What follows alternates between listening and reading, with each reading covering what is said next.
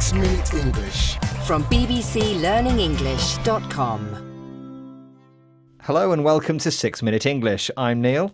And I'm Catherine. Hello. Now, Catherine, say cheese. Cheese.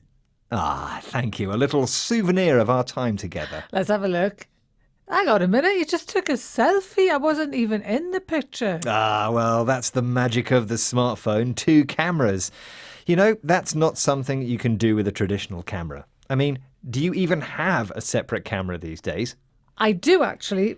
It's in a cupboard somewhere at home. Well, that is the topic of this programme. Have traditional cameras been completely replaced by smartphones? Or to put it another way, have cameras been made obsolete by the smartphone? Interesting question. But before we get into this topic, how about a question for our listeners? Of course. We are suddenly in the digital age of photography, but when was the first digital camera phone released?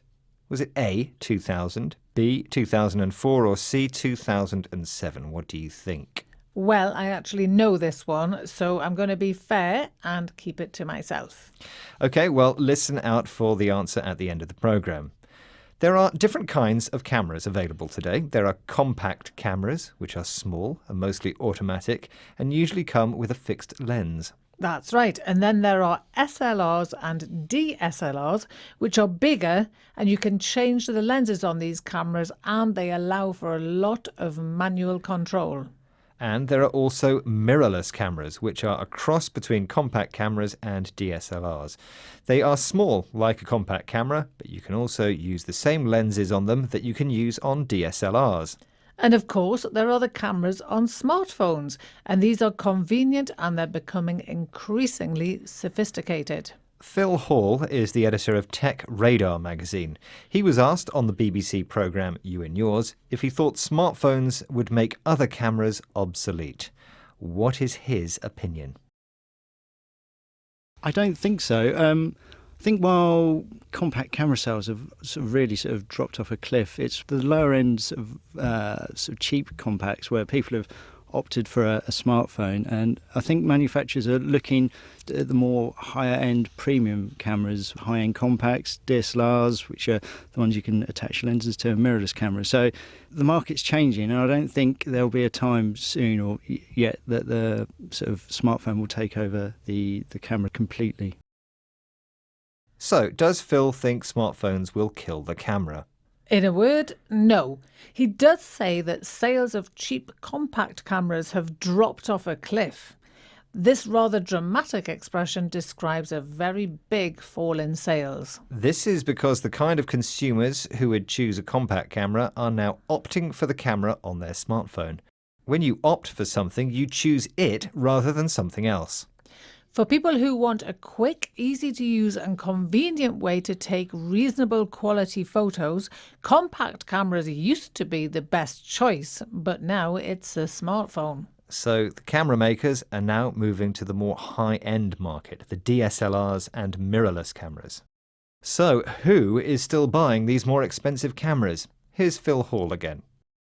I think it's some of it is people who are picking up a smartphone and getting into photography that way, and that's a really great first step into photography. And I think people are probably sometimes getting a bit frustrated with the quality once they start pushing their creative skills, and then looking to see what's the next rung up. So it's people wanting to broaden their creative skills a bit.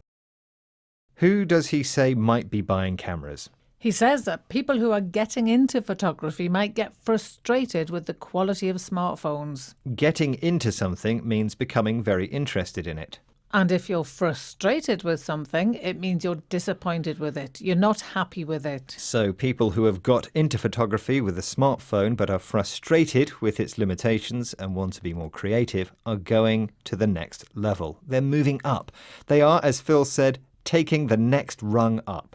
Now, a rung is the horizontal step of a ladder. So the expression taking the next rung up is a way to describe doing something at a higher level. Now, talking of higher levels, did you get this week's quiz question right?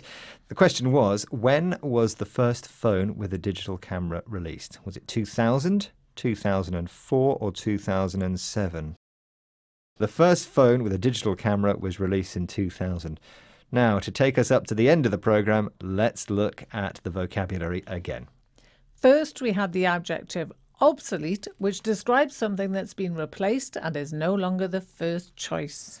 When the expression to drop off a cliff is used about, for example, sales numbers, it means sales have fallen significantly over a short period of time. To opt for something means to choose something. And when you become very interested in an activity, you can say that you get into it. If you're trying to do something and you can't do it because you don't have the skill or the equipment you are using is not right or not good enough, you can become frustrated. And developing your skills to a higher level can be described as taking the next rung up. Right, that's all from us in this programme. Do join us again next time, and don't forget that in the meantime you can find us on Instagram, Facebook, Twitter, YouTube, and of course our website bbclearningenglish.com. See you soon. Goodbye. Bye. 6 Minute English from the BBC.